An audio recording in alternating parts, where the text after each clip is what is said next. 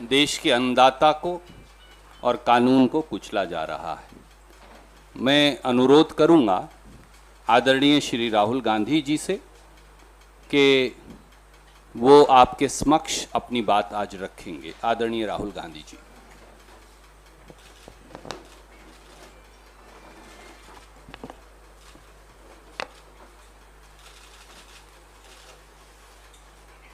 नमस्कार। अब कुछ समय से हिंदुस्तान के किसानों पर सरकार का आक्रमण हो रहा है। एक तो किसानों को जीप के नीचे कुचला जा रहा है, उनका मर्डर किया जा रहा है। बीजेपी के होम मिनिस्टर की बात हो रही है, उनके पुत्र की बात हो रही है, उन पे कोई एक्शन नहीं लिया जा रहा है। दूसरी तरफ पूरे देश के किसानों पर सिस्टमैटिकली एक के बाद एक आक्रमण हो रहा है। पहला आक्रमण लैंड एक्विजिशन बिल को रिवर्स करने का,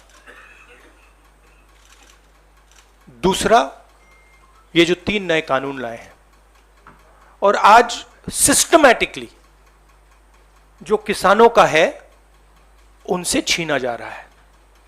और ये चोरी सबके सामने हो रही है। इसलिए देश के किसान दिल्ली के बाहर बैठे हैं।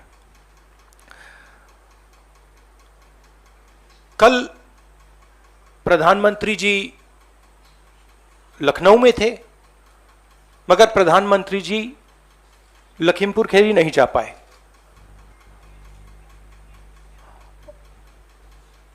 पोस्टमार्टम ठीक से नहीं किया जा रहा है और सिस्टमैटिकली जो भी कुछ कहे उसको बंद किया जा रहा है। आज 2 चीफ मिनिस्टर्स के साथ हम लखनऊ जाने की कोशिश करेंगे, लखीमपुर खीरी जाने की कोशिश करेंगे, उन परिवारों से मिलने की कोशिश करेंगे। बताइए। शुक्रिया। Will have one by one. Will start with PTI Sanjeev Singh. Yes, sir, I have noted. This is please be clear, this is a press conference about the farmers issue and the murder that has taken place in Uttar Pradesh. I would recommend that you don't try and distract that. I'm here to speak on that issue. I'm not going to get involved in that. If you are interested in asking a question about the farmers, you're welcome to do so.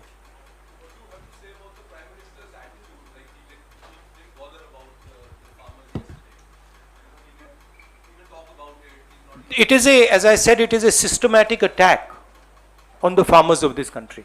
And it is arrogance because the government does not realize or understand the power of the farmers. And they are provoking the farmers, they are insulting the farmers, they are killing the farmers. This is a very dangerous and bad idea. Siddharth from ANI.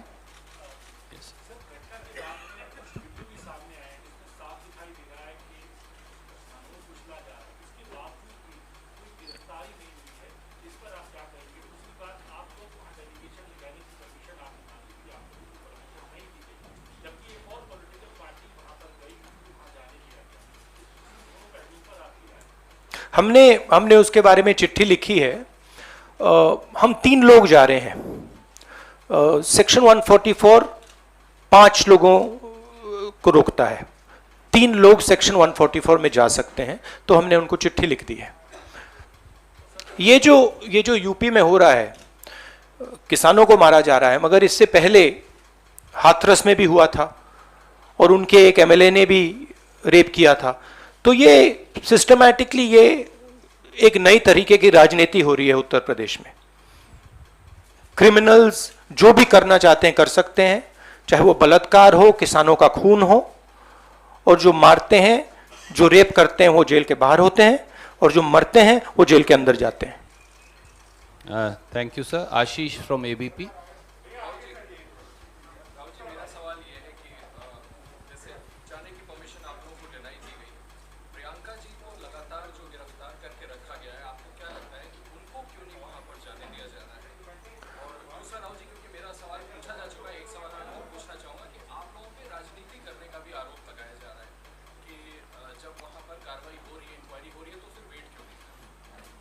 मतलब हम वहां जाके देखना चाहते हैं, समझना चाहते हैं, परिवार को सपोर्ट देना चाहते हैं। सिर्फ यहां हमें रोका जा रहा है, बाकी पार्टियों को जाने दे रहे हैं। हमने क्या गलती की है? और जहां तक प्रियंका की बात है, ठीक है, प्रियंका को बंद किया है, मगर यह मामला किसानों का है। Thank you sir. Neeraj from TV 18।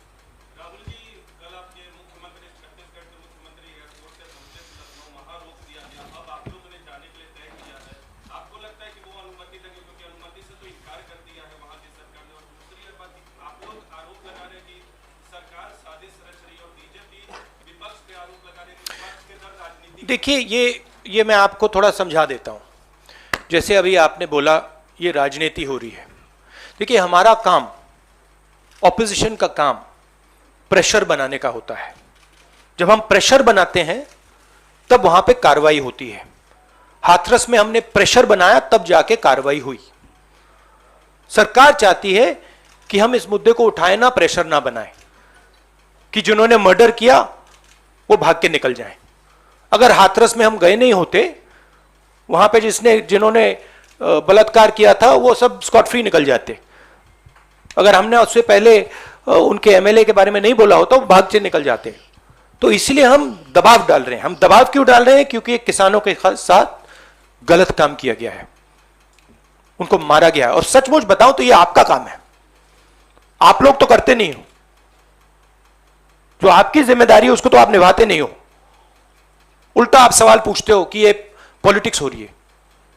आपकी जिम्मेदारी भी है, उसको तो आप भूल गए और फिर कहते हो हमें कहते हो। Thank you. न्यूज नेशन से मोहित।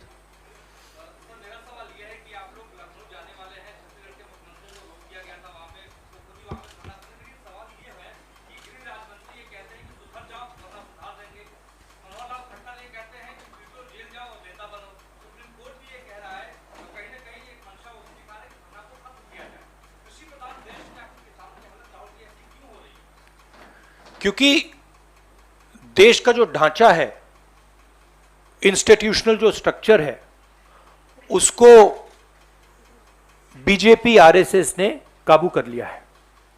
और ये सिर्फ मीडिया की बात नहीं है। आप जानते हो मीडिया को किस प्रकार से कंट्रोल किया जाता है।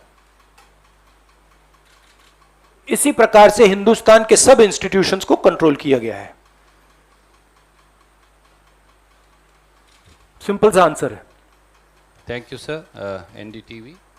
डिक्टेटरशिप, देखिए यहां पे जो डेमोक्रेसी हुआ करती थी, आज हिंदुस्तान में डिक्टेटरशिप है।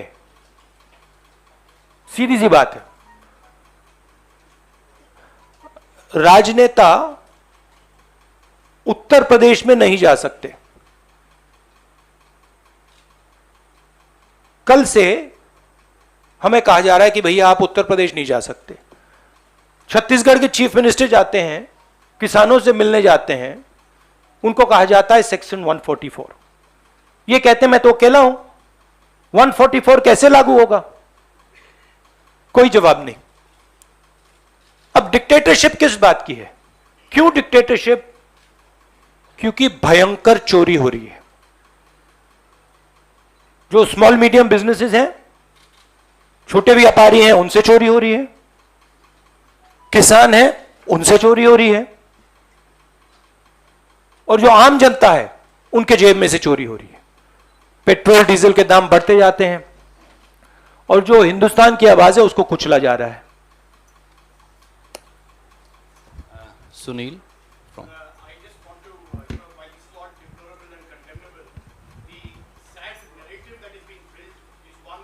Some Naxalites, leftist influence. Another narrative is being built that, the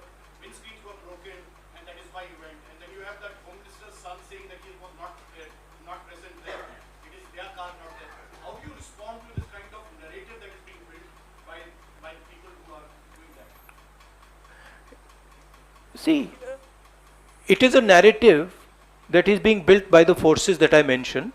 It is a narrative that is built using institutions, it is built using the police, it is built using all these different structures. But what you will find is that there is a limit to this narrative. And you will find sooner rather than later, there will be an explosion, the size of which people are not understanding. So what we are trying to do is, we are trying to tell the government, let the democratic process work. This is what the country is about. Do not interfere with the democratic process because it is a safety valve.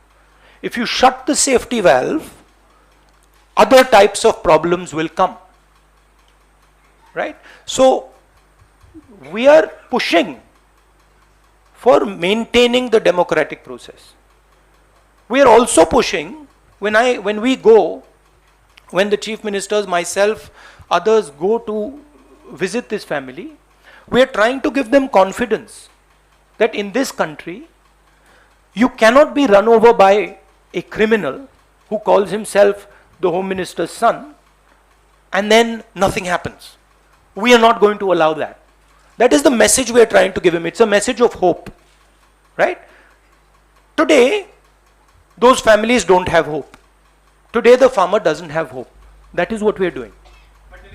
1 second. Sunil, please don't mind. One question at a time. There are other friends waiting.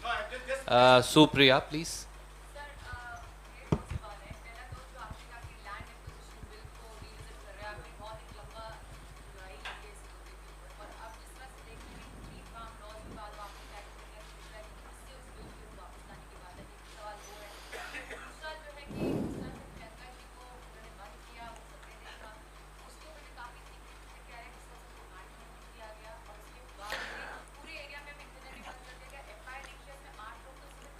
देखिए, चाहे प्रियंका हो, चाहे मैं हूं, चाहे हमारे family का कोई भी हो, मैन हैंडलिंग से हमें कोई फर्क नहीं पड़ता, कुछ फर्क नहीं पड़ता।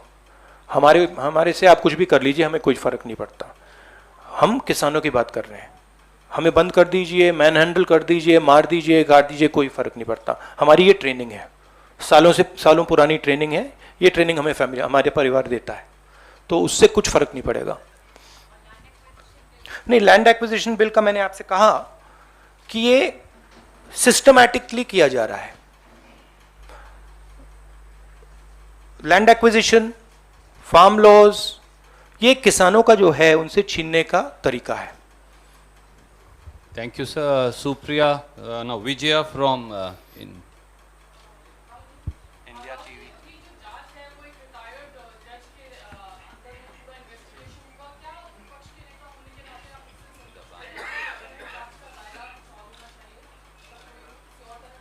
सबसे पहले मैं वहां जाकर बात समझना चाहता हूं, ग्राउंड रियलिटी क्या है, क्योंकि ग्राउंड रियलिटी, सचमुच में ग्राउंड रियलिटी अभी तक किसी को नहीं मालूम।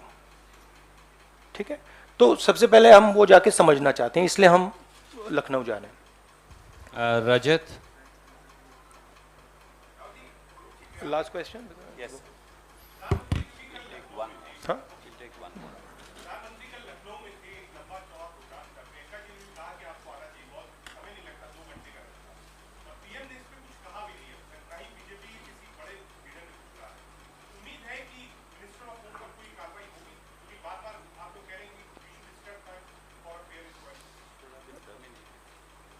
उम्मीद क्या, हम प्रेशर डालेंगे? हम प्रेशर के बिना तो कुछ नहीं होगा, मगर प्रेशर डालेंगे, कोशिश करेंगे। बट ये देखिए, आप सवाल जो पूछ रहे हैं ये रिडिकुलस सवाल है, क्योंकि डेमोक्रेसी में ऐसा सवाल उठना ही नहीं चाहिए कि आप कह रहे हो कि देखो भाई भैया वहां पे किसी ने 6 लोगों को कुचल दिया, प्रधानमंत्री जी जा रहे हैं और आप मुझसे पूछ रहे हो कि जिस व्यक्ति के बेटे ने किया उस पर कार्रवाई होगी। यह डिक्टेटरशिप में सवाल पूछा जाता है, डेमोक्रेसी में ऐसा सवाल नहीं पूछा जा सकता। Thank you. Last, just 1 second, last question. Uma Shankar.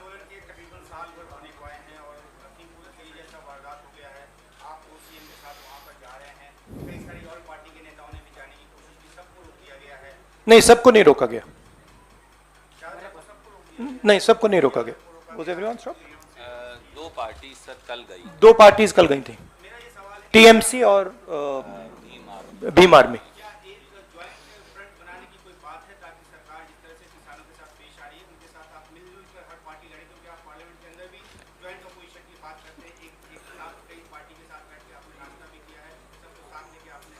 देखिए, जैसे मैंने आपको बोला, ये हम ऑपोजिशन यूनिटी बहुत अच्छी चीज़ है, होनी चाहिए, मगर ये जो प्रेस कॉन्फ्रेंस है ये किसानों का प्रेस कॉन्फ्रेंस है। हम डिस्ट्रैक्ट नहीं करना चाहते, जिन लोगों को वहाँ मारा गया है उनकी हम इज्जत रखना चाहते हैं और उन्हीं की बात करना चाहते हैं यहाँ पे।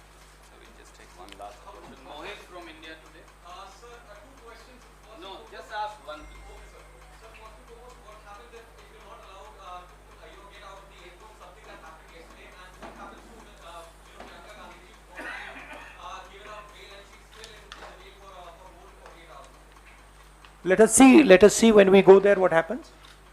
I cannot predict you what is going to happen, but we'll go and see. My goal is to go and meet the people who have been killed. Let's see. Thank you so much. Thank you. Friends. Thank you very much. Saeed bhai, next time I will begin with you. I apologize for today.